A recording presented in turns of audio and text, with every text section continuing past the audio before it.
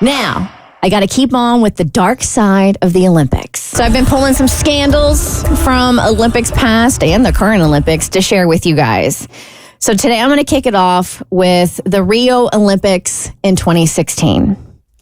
Ingrid Oliveira was plunged quickly into scandal when her synchronized diving partner made a damning claim against her. So these two are working together in synchronized diving, and it's her own partner that throws her under the bus. So Giovanna Pedroso claims that Ingrid kicked her out of their hotel room that they were sharing so that Ingrid could get freaky with a canoeist all night long. Oh, wow. And it was the night before their event, and that's why they sucked. Really? Yes.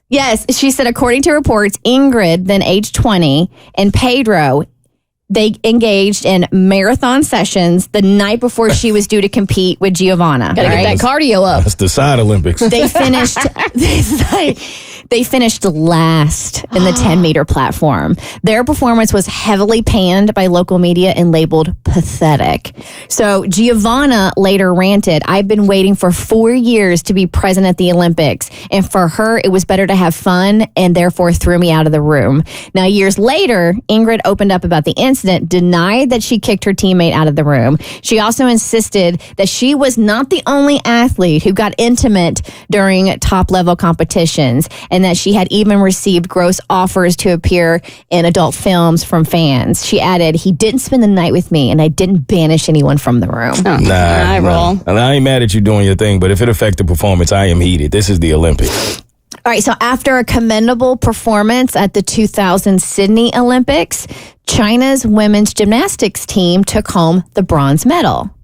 However, when it was discovered that they had broken the rules, their award was revoked and given to the U.S., and they ended up getting bronze. America. So the team falsified one of the girls' ages. She was just 14 when she competed, but you have to be 16 to compete in the Olympics. Oh my God. That rule was introduced in 1997 to protect young Olympians.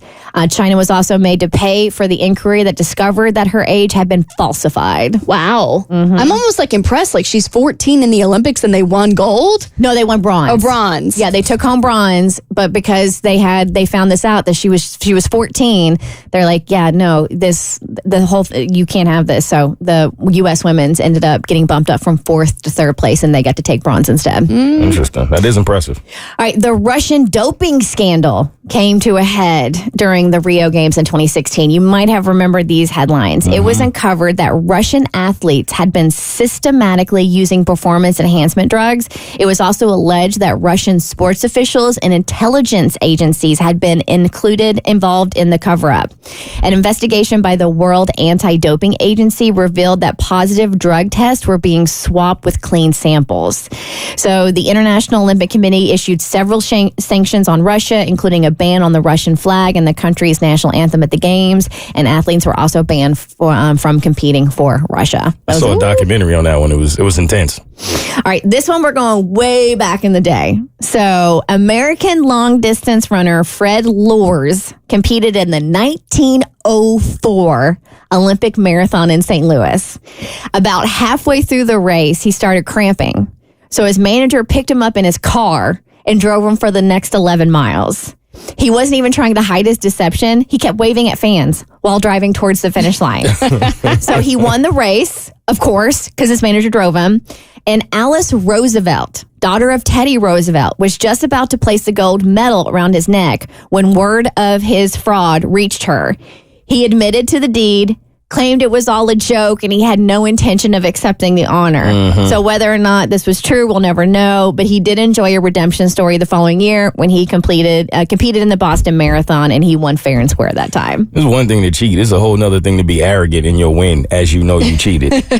All right, so this one it's one of my favorites because it's just, the story is so fantastical.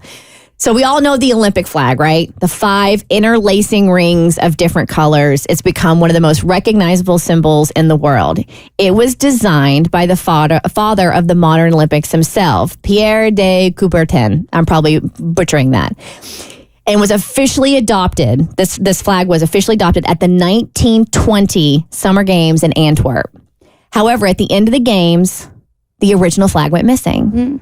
And the Olympics committee had to create a replacement for the next game in Paris because they were going to use the same flag at every single Olympics, right? So the fate of the flag became a mystery, one that lasted for almost 80 years. So that was back in 1920. So now fast forward to 1997 at a U.S. Olympic Committee dinner, and a journalist brought up the fact that the original flag had never been found.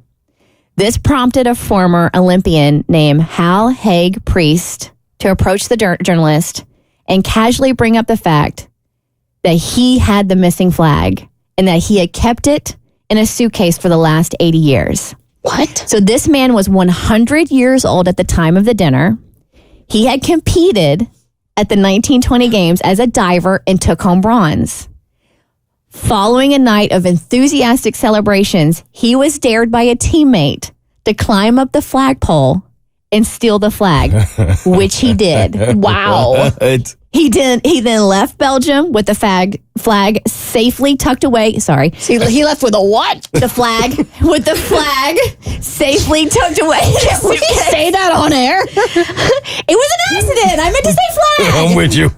It wasn't until that dinner 80 years later that he realized the importance of his souvenir. So in 2000, a ceremony was organized for the flag to finally be returned to the Olympics committee. Wow. So that 100-year-old man confessed to climbing a pole back in 1920, stealing the flag, and then gave it back to them 80 years later, and it got reintroduced at the That's 2000 hilarious. ceremonies. An 80-year prank. Yes. Wow. How crazy is that? The Bert Show.